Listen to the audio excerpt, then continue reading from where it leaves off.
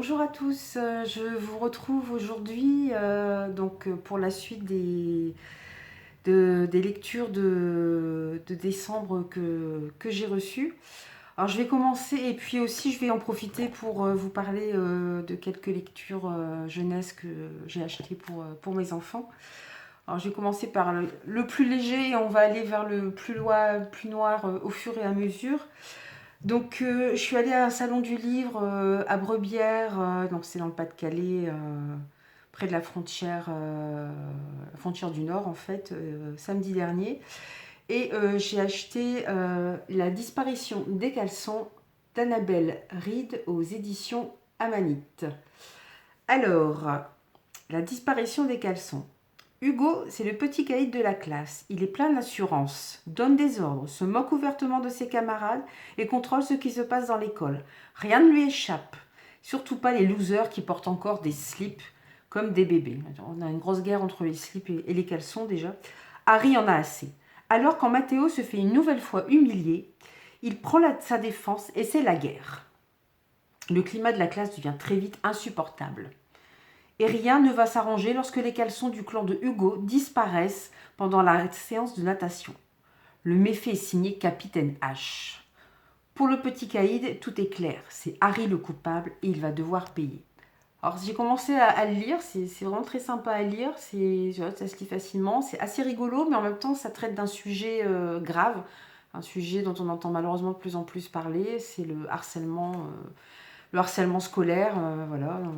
Donc j'ai commencé à expliquer à mes enfants ce qu'était le harcèlement scolaire parce qu'eux ne savaient pas du tout. Voilà, ils ont 7 ans et ils ne savent pas du tout ce que c'est que le harcèlement. Donc c'est bien parce que c'est drôle et en même temps ça aborde des sujets pas faciles. Donc je vous ferai une petite revue aussi quand j'aurai fini de le lire. Ensuite, je vais passer à une romance. Hop, ça veut bien se mettre sur la liseuse. Donc là, une romance de Anna Vandel, enfin c'est une nouvelle qui s'appelle Love 2.0.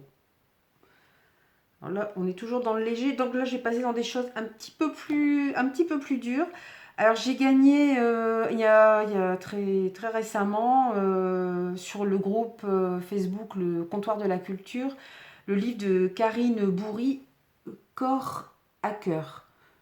Donc dedans, elle y raconte son parcours de maman, un parcours qui n'a pas été facile puisqu'elle a déjà eu du mal à avoir des enfants et son premier-né a des gros problèmes de santé. Donc elle raconte son histoire dans ce roman. Ensuite, avec mes enfants, on avait alors... Ah oui, j'ai oublié cet autre livre jeunesse, il était resté sous le tas. Là, c'est du plus léger. Alors, c'est un livre aussi que j'avais gagné qui s'appelle Ça papote sous le sapin de Jocelyne Baquet. Donc, c'est de circonstances puisque ce sont des histoires de Noël. Donc, ces histoires de Noël, mais abordées de façon un petit peu plus rigolote.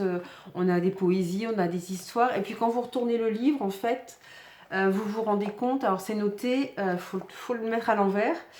Ça commence de l'autre côté, mais il y a quand même une belle histoire pour plus tard. Vous avez en fait une histoire qui commence à l'envers de l'autre côté du livre. Il faut retourner pour mettre du bon côté.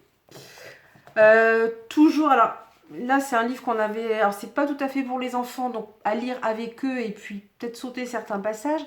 Mais c'est un livre qu'on a ressorti en fait pendant Halloween, que j'avais acheté il y a des années de ça et je me suis rendu compte que j'avais pas eu le temps de le lire encore et en plus j'adore ce genre de beaux livres. C'est le bestiaire des légendes.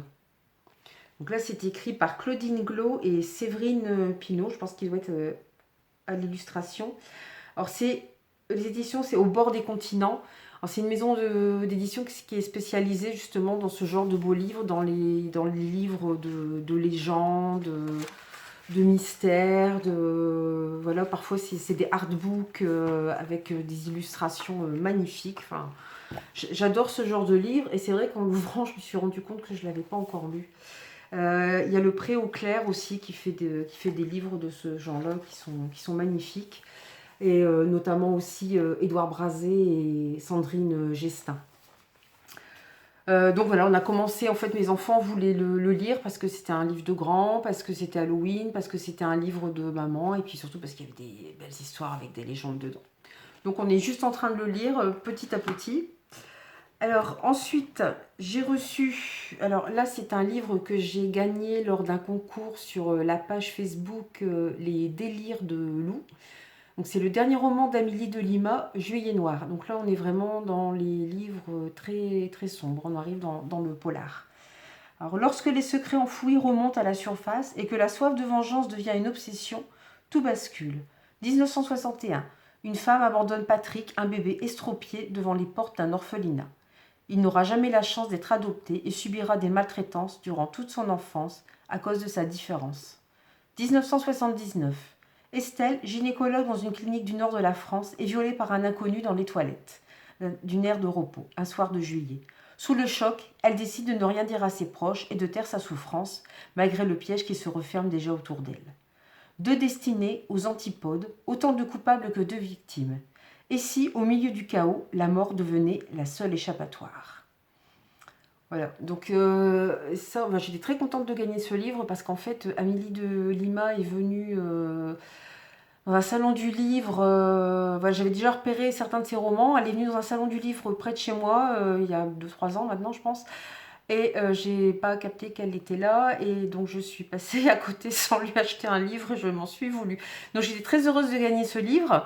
Et je crois que, alors ce samedi 11, dans le nord de la France, il y a un salon du livre à Rimbaudcourt, et je pense qu'elle y sera. Donc ce sera peut-être l'occasion de rattraper le coup cette fois, et de pouvoir discuter avec elle et de la voir. Alors